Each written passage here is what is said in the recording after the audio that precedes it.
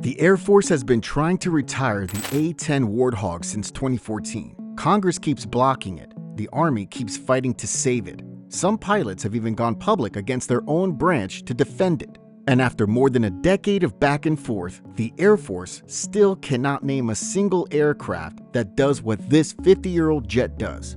Yes, not even the F-35, the most expensive weapons program in history, can match where it counts. The most expensive weapons program in human history comes close on the battlefield where the Warthog was built to fight. The A-10 was not designed to be fast. It was not designed to be stealthy. It was not designed to fight other aircraft. The Air Force developed it in the early 1970s with a very specific threat in mind. If the Soviet Union ever pushed its tank forces through Western Europe, the US needed a plane that could get in close, hit those armored columns hard, and survive the wall of anti-aircraft fire that would come with them. Everything about the A-10 flows from that mission requirement. The straight wings give it excellent low-speed control at altitudes where other jets would struggle to maneuver. The twin engines are mounted high on the rear fuselage, shielded behind the tail and wings, so ground fire is less likely to knock both out at once.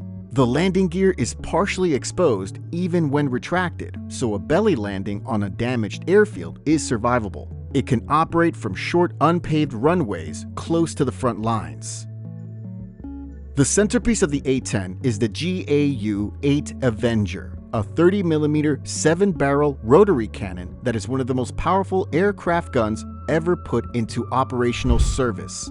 It fires up to 3,900 rounds per minute. Each round is roughly the size of a bottle of water. The depleted uranium armor-piercing shells it fires are capable of cutting through the top and side armor of main battle tanks.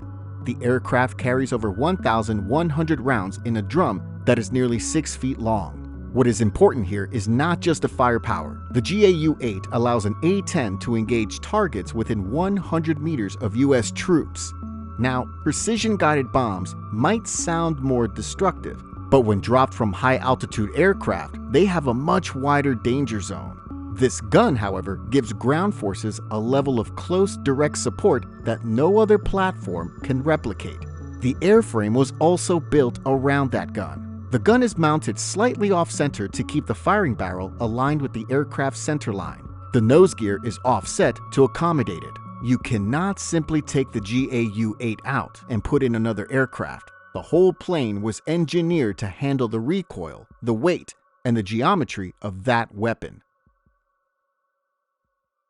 The A-10 also has something no other combat aircraft carries, a titanium armor shell around the cockpit that the Air Force calls the bathtub.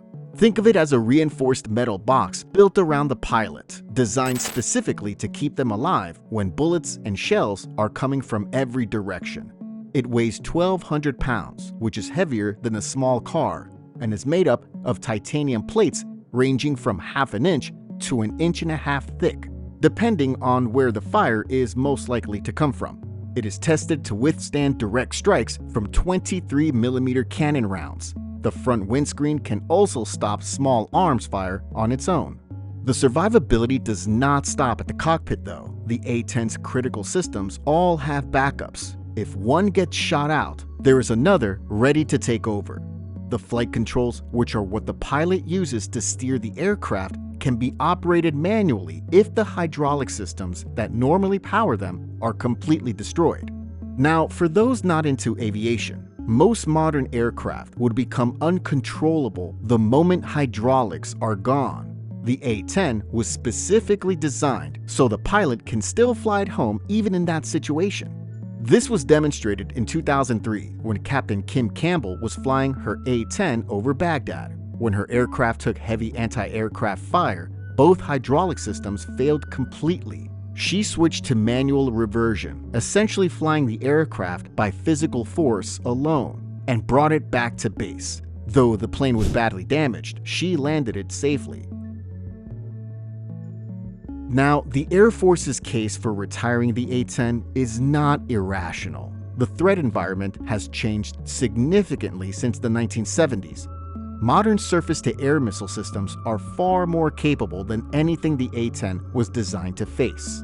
In a conflict against a peer military like China or Russia, flying a slow, non-stealthy aircraft at low altitude over defended territory would be extremely dangerous. The Secretary of the Air Force has stated that the A-10 does not concern China's military planners. That is probably true. The fleet is also aging. Most of the airframes are over 40 years old. Wing replacement programs have extended their service lives, but maintenance costs are rising steadily.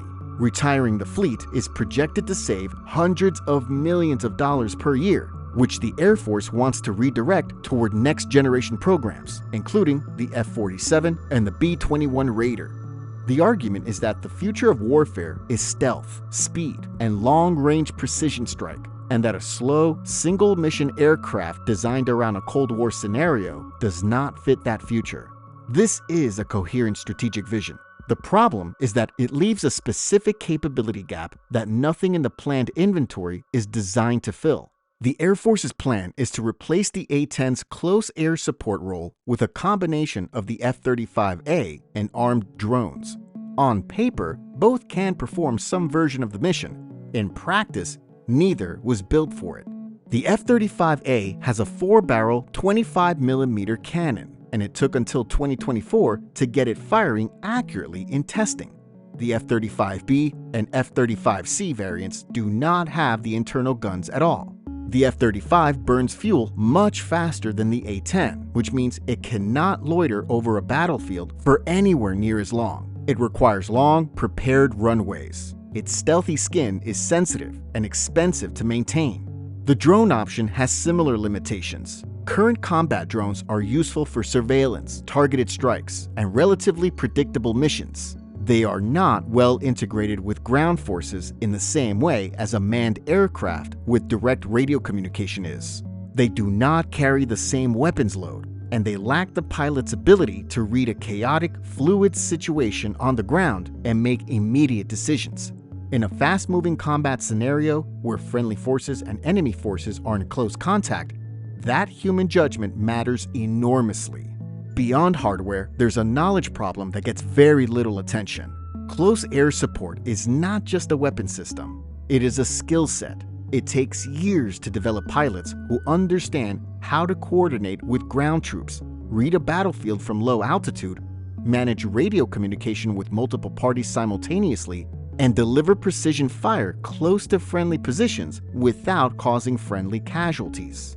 The A-10 community built that expertise over decades. Retired Air Force Colonel Derek Oakes, who flew nearly 3,000 hours in the Warthog, has pointed out that outside the A-10 fleet, the Air Force does not have a single squadron dedicated to training specifically for close air support. If the A-10 retires and the institutional knowledge goes with it, rebuilding that capability later would require rebuilding a culture and a training pipeline from scratch. Congress blocked the A-10's retirement 5 times between 2014 and 2023. Each time, lawmakers asked the same basic question: if you retire this aircraft, what takes over its job? The Air Force could never give a clear answer, so Congress kept saying no. Eventually, a compromise was reached. The 2023 National Defense Authorization Act allowed the Air Force to retire 21 A-10s, marking the first retirements of any Warthogs in the 21st century. A year later, the 2024 NDAA approved the retirement of a further 42, but attached a condition. Before the fleet could drop below 218 aircraft, the Air Force had to provide Congress with a detailed report explaining how it planned to carry out close air support missions going forward. The 2026 NDAA went further still, blocking the fleet from dropping below 103 aircraft and requiring full transition planning before any additional cuts could proceed.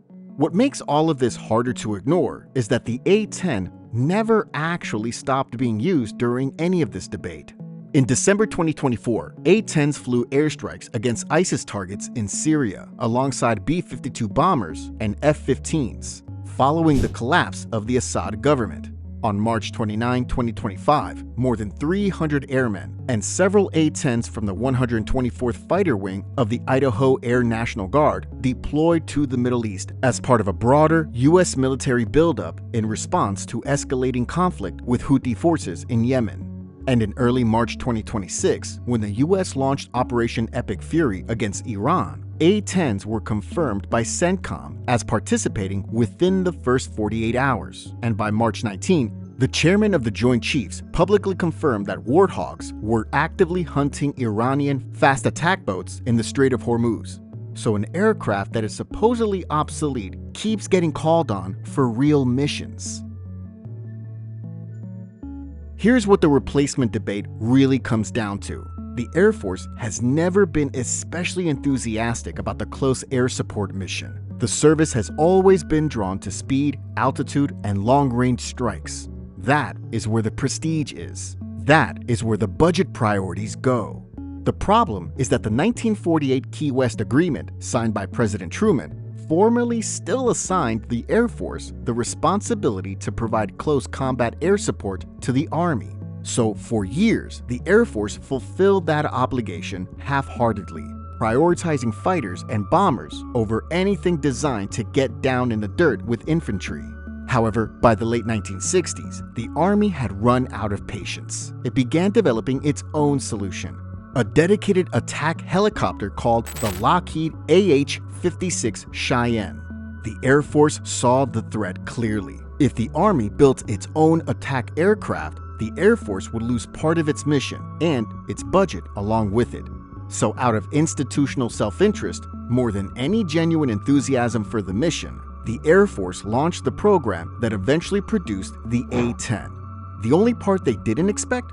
The same plane would turn out to be genuinely exceptional. Combat after combat, it proved itself in ways the Air Force's senior leadership had never particularly wanted to advertise. So essentially, the Air Force built something it never really wanted, and now it cannot get rid of it without a fight it keeps losing.